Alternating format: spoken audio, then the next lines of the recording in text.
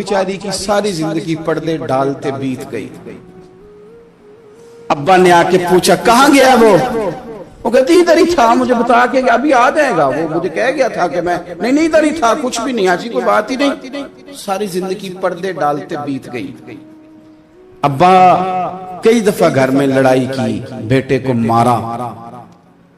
اماں نے آگے بڑھ کے پتر کے حصے کی مار بھی کھائی, لیکن اسی بیٹے کی شادی کر دی تو اماں کو پتا چلا کہ اوہو میں تو سمجھدار ہی نہیں تھی, میرا تو پتر مجھے کہہ رہا ہے اماں تو بھی تو کبھی سیانی ہو جایا کر.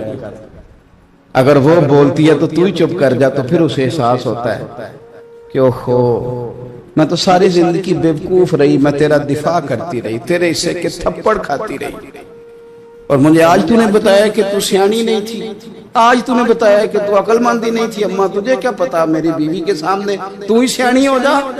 وہ ٹوٹ جاتی ہے, بکھر جاتی ہے. وہ کبھی پلٹ کے دیکھتی ہے تو اسے بڑے سارے زخم تازے ہو کے دکھائی دیتے ہیں. وہ یار میں ہی سیانی نہیں تھی. سنو نا, امام حسن رضی اللہ تعالیٰ عنہ فرماتے ہیں, امام حسن نے کوئی لمبا وقت نہیں اپنی والدہ کے ساتھ گزارا, چھوٹے تھے تو سیدہ فاطمہ الزہرا رضی اللہ تعالیٰ عنہ وصال کر گئیں. پر شیر خدا کے پتر کی بات دیکھیں, امام حسن کہتے ہیں لوگوں میں جب تھوڑا سا باشعور ہوا اور مجھے چیزیں تھوڑی سی دکھائی دینے لگی تو میں نے کبھی اپنی اماں کے ساتھ ایک پلیٹ میں کھانا نہیں کھایا تھا. حضور ساری دنیا کھاتی ہے تو آپ نے کیوں نہیں کھایا؟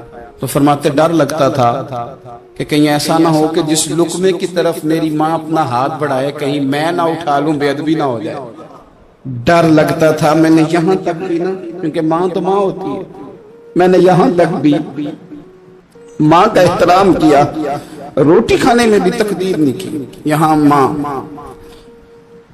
وہ کہتی ہے پیر صاحب انہوں دسیا جنا کہ میں تو انہوں آکھیا سی, انہیں گلاں چونوں آکھیا جے میرے نال بولے تو صحیح کرے, انہوں دسیو نا میرے نال بگڑ جائے گا. انہوں آکھیا جے نا میں تو انہوں شکایت لائے, پر نا انہوں گلاں سمجھایا جے کہ میرے نال اچھی نہ بولیا کرے, میں تکلیف. انہوں آکھیو نا او یار کیا کائنات میں حضور سے بڑا بھی کوئی ہے, لیکن حضرت حلیمہ سعدی آئی ہیں تو کیا میرے نبی اٹھ کے کھڑے نہیں ہو گئے؟ حضور نے اکرام دیا تو اکرام دینے سے قد بڑا ہوتا ہے, چھوٹا تو نہیں ہوتا. خدا را اپنے بڑوں کا اکرام کرنا سیکھیں. انہوں نے کسی نے آپ کو جگہ دی ہوگی, کسی نے آپ کو نوکری دی ہوگی, لیکن ماں باپ نے تو زندگی دے دی, اولاد جوانیاں دے دی, سارا کچھ دے دیا. اور بچے ہیں کہ سمجھتے ہیں احترام کے جذبے اپنی طبیعت میں لائیں, بے ادب نہ بنے, سوء ادب نہ کبھی کریں.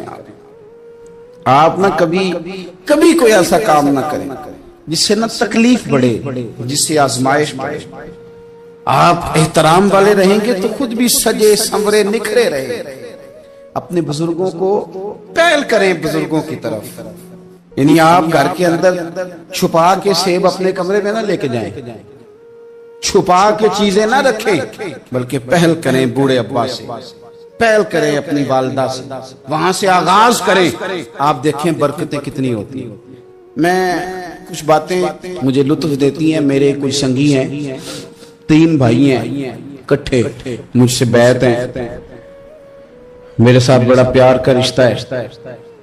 تو کبھی کبھی نہ خدمت کرنے کا دل کرتا ہے ان میں سے کسی کا کہ چلیں حضرت صاحب آئے ہیں تو ہم کچھ نذرانہ پیش کریں. تو اپنے بڑے بھائی کو وہ تھماتے ہیں کہ جناب آپ یہ کام کریں.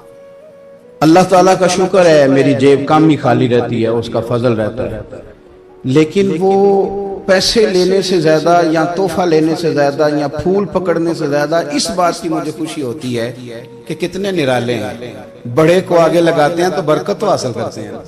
اس لیے کہ برکتیں ہمیشہ بڑوں سے ہوتی ہیں, بڑوں سے ہمیشہ برکتیں.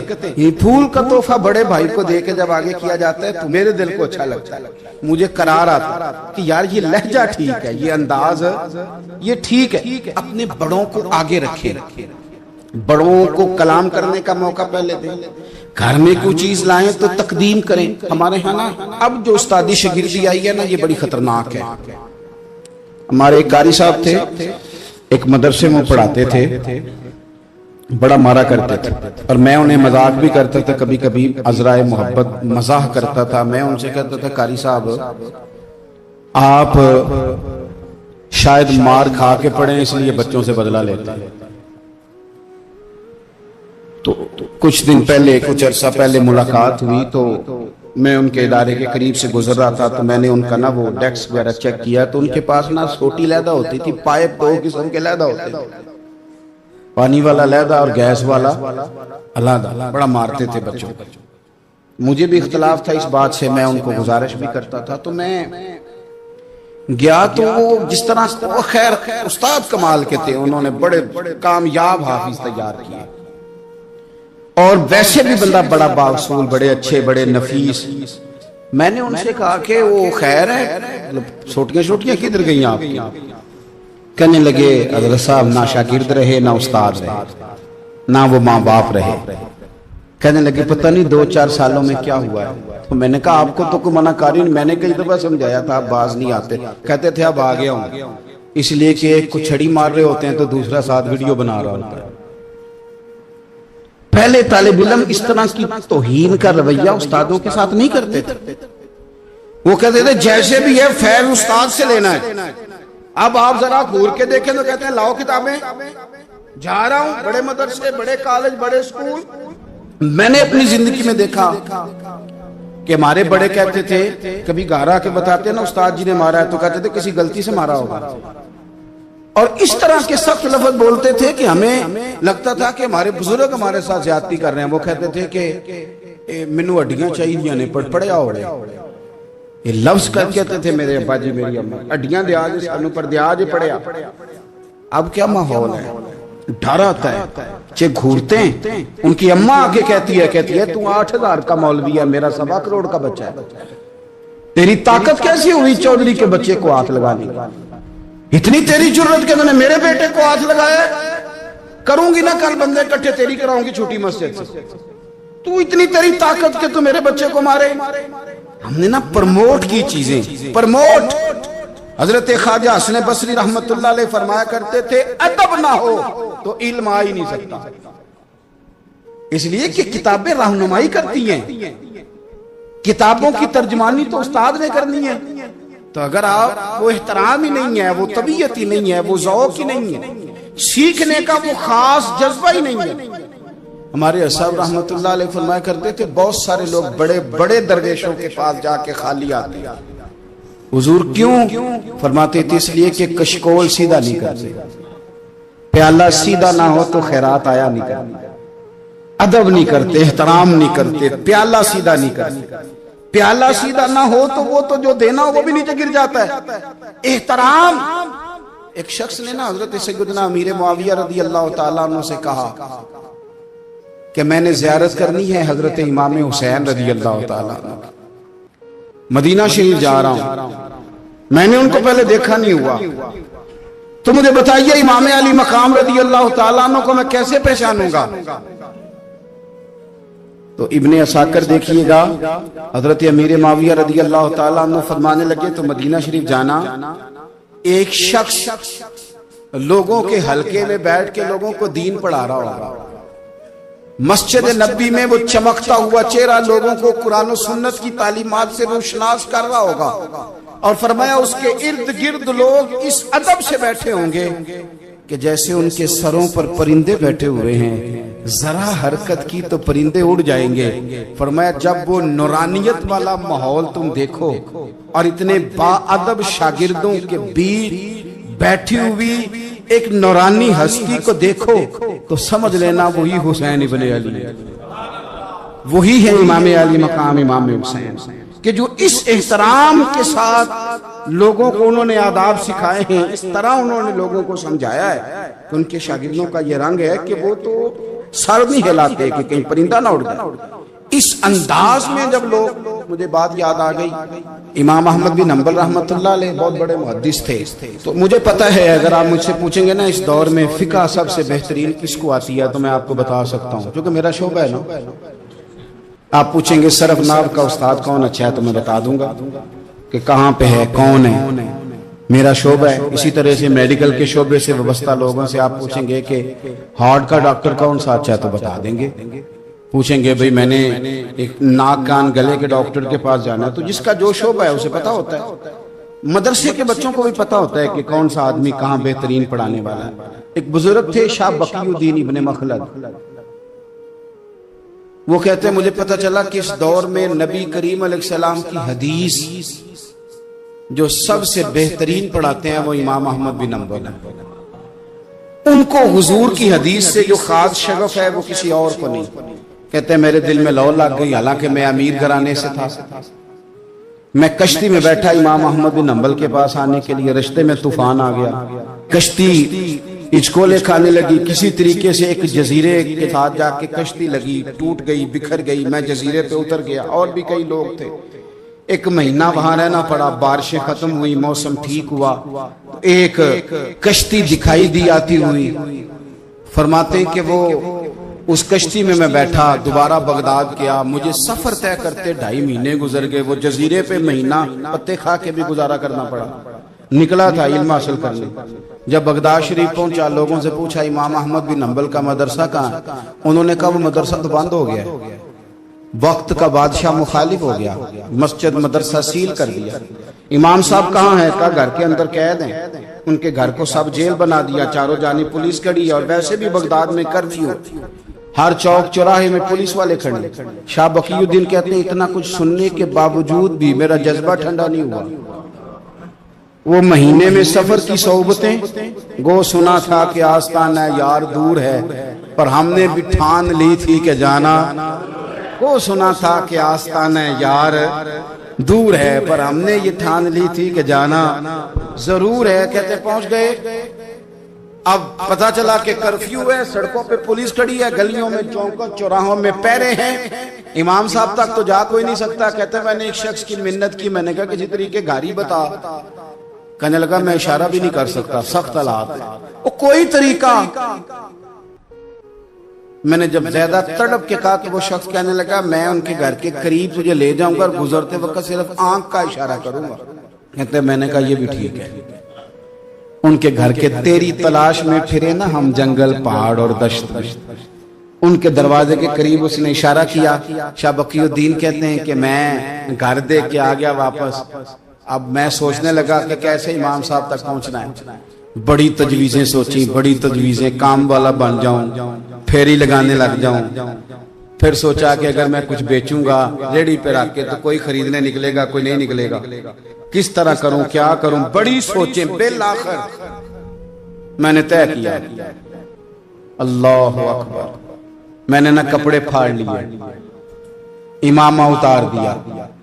فرماتے ہیں کہ ایک پیالہ مٹی کا خرید کے گلے میں رسی سے باندھ لیا، اور امام احمد بن حنبل کی 3 گلیوں پیچھے میں نے دروازہ دروازہ صدا لگانی شروع کی.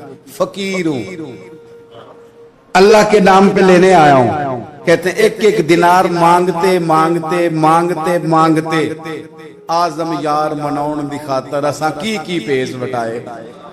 کہتے ہیں مانگتے مانگتے نا میں امام احمد بن حنبل کے دروازے تک آیا. امیر گھر کا بچہ تھا، بڑے پیسے جیب میں ہوتے تھے. امام کے دروازے پہ صدا لگائی، کوئی ہے اللہ کے نام پہ دینے والا؟ کہتے ہیں وہ نور بھرا دروازہ کھلا. ایک گورے مکھڑے والا، سفید داڑھی والا، سونے امامے والا، چمکدار آنکھیں، نورانی شباہت. کہتے امام احمد بن حنبل باہر آئے اور جیسے ایک دینار میرے پیالے میں ڈالنے لگے تو میں نے ہاتھ چوم کے کہا سونیا تیرے قربان جاؤں، میں دینار لینے نہیں آیا، محمد عربی کی حدیثیں سننے آیا. کہتے امام کی بھی آنکھیں کھل گئی. کہنے لگے اس حال میں آزم یار منون دی خاطر سانکی کی پیس بٹائے.